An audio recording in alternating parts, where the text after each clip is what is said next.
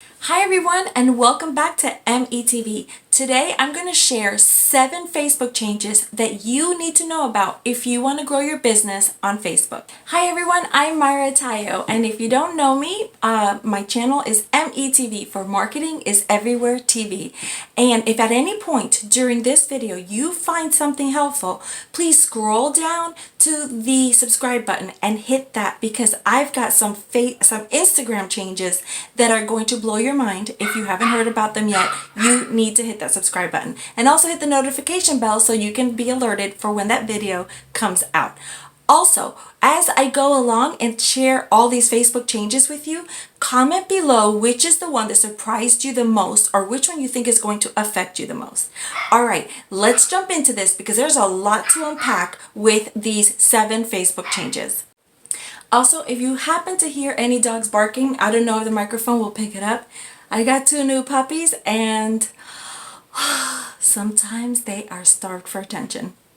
So on March 31st, Facebook announced that it was rolling out some changes. Now, some of them have already rolled out. In other words, we can already see them, have access to them, and some I have not seen come out yet. So let's get started with number 1. I already have this feature. Comment below and let me know if you have it as well. I don't know if it was being rolled out to just a few people or to everyone at once, but usually these rollouts mean that they kind of come out to groups at a time as they keep expanding. So the first change is our news feed. It's going to affect our news feed. And this is kind of a good one because it gives you, the user, a little bit more control. So Facebook is now going to let you control and determine how your news feed populates, right? So prior to 2014, I loved Facebook. You could still get a lot of organic reach, and then the word algorithm came into my life. And I don't even know if I even knew what algorithm was before that, or if I ever used the word. Maybe I did, but not the way that I do today. Now everyone knows algorithms affects every part of our life. It affects the way we shop, the friends that we see and hear from. It even affects our political influx of information. So I've developed kind of a love-hate relationship with not just Facebook, but all social media, because I don't like being controlled. I don't like somebody in some office somewhere determining what I see and what I hear or who I can talk to. But that is the way of the world. But with this change, you get a little bit more control. So your news feed. So whenever you turn on your laptop or you pop Facebook open on your phone, all the posts that you see from your friends and the groups and the pages that you've liked, they kind of pop up there. So now there's going to be a couple of different ways that you can see that feed. So the first one is that you get to choose your favorites. So you're going to be able to go into your settings, and I'm going to show you, I'm going to put in a clip here showing you how to do that. So you click on these options, on this option right here, and you get to choose your favorites. And I think that you can choose up to 30 people, pages, and groups that you would love to hear from most often. And then that's what's going to pop up first. The second way that you can kind of populate your newsfeed is chronologically. So you just let it be chronological. So if I posted at 5:08 and you come on to Facebook at 5:09, you're probably going to see my post.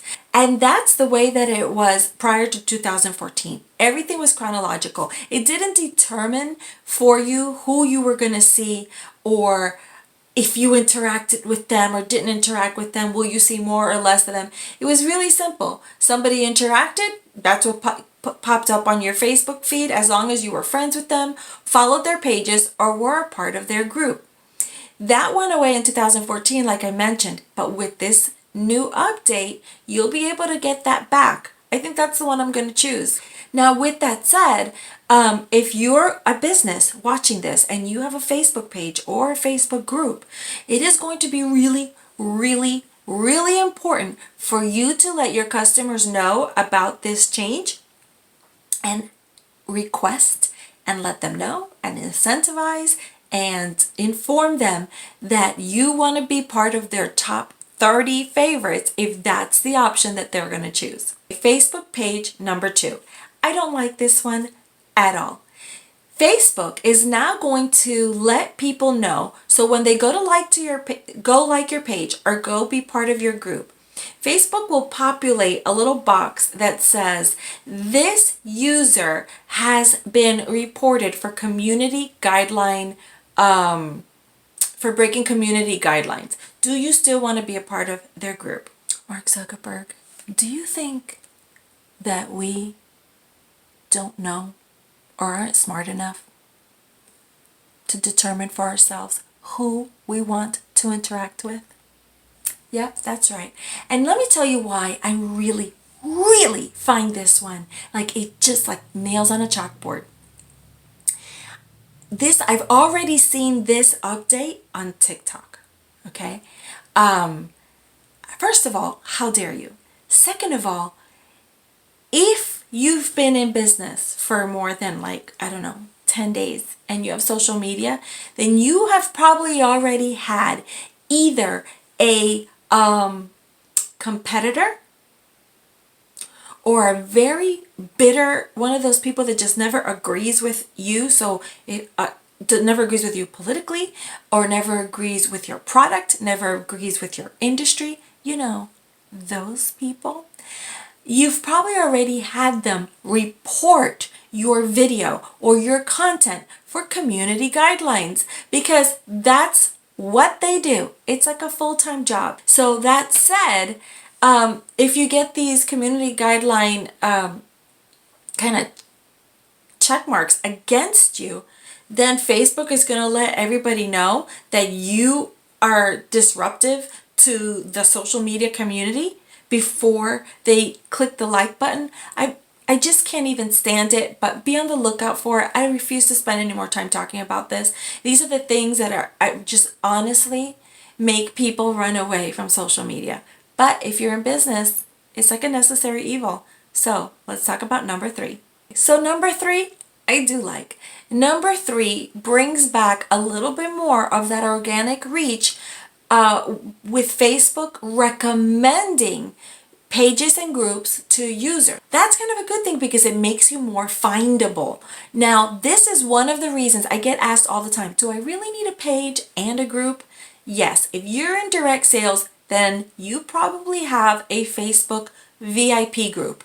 I do, right? Most of us do in the direct sales industry.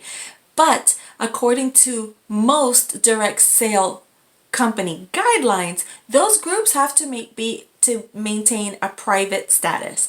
And that is because we do sales in there. Plus, your private group is a place for you to kind of feel like you are in front of your customer, like in the same room. So there's a little bit more conversation, and your customer should feel comfortable posting their own questions and comments without feeling like it's public. So you want to have your group be private.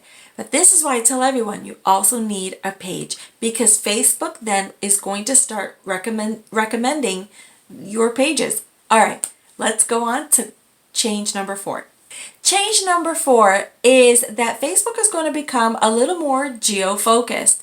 So one of the most geo-focused apps that I know of is TikTok. So if you're in San Antonio, like I am, then it would probably show my content to people in that area.